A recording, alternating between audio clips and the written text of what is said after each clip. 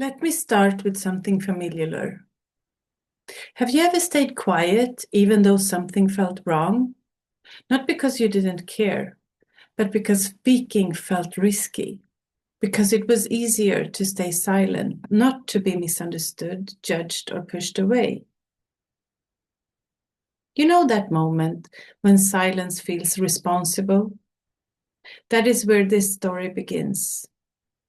We often think extremism starts with violence, with shouting, with radical people far away from us. But it doesn't. It starts quietly. When people stop talking, when fear becomes normal, when disengagement feels like safety. I've spent years working with questions of democracy, religion, and polarization, and not because I wanted to study conflict, but because I kept seeing the same pattern repeat. Disconnection. Most people are not extremists. They're afraid. Afraid of saying the wrong thing, afraid of being labeled, afraid of losing belonging. And fear has a strange effect. It makes silence feel like the right choice. But silence doesn't protect democracy. It slowly empties it out. The institutions remain. Elections still happen. The language of democracy is still there, but something essential disappears. Trust, participation, a sense of shared responsibility.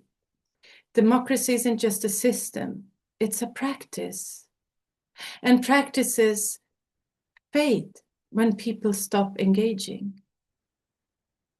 Polarization isn't really about opinions, it's about identity, about who we think we are and who we think others are.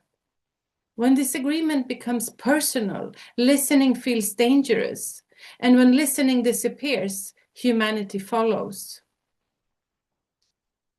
Religion isn't the problem, power is. Power that hijacks belief, power that simplifies complexity, power that divides the world into us and them. And here's the uncomfortable truth. Extremism grows fastest, not where there is disagreement, but where dialogue disappears. Dialogue isn't weakness, it's prevention. We don't lack values. We lack spaces, spaces where people can speak honestly, where disagreement doesn't mean exclusion, where complexity is allowed. Silence is understandable, but it's not neutral. The future is shaped by the conversations we choose not to avoid. Thank you for listening.